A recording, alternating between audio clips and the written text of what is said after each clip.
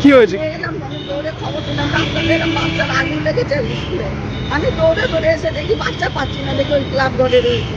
আবার গেলাম, ম্যামরা দেখালো, বলে ওখানে যান, খুঁজে পাচ্ছি না, রেডিও দিতে গেলাম, এই বাচ্চাটাকে হাতে পেলাম, দেখলাম, তারপরে কোথা থেকে আগুন লেগেছে কিছু জানিয়েছে স্কুল? সেটা বলেনি কিছু এখন ওরা। এই তো এখান থেকে আগুন লেগেছে, তিনতলা আগুন লেগেছিল। আপনার নাম? অনিমা দাস।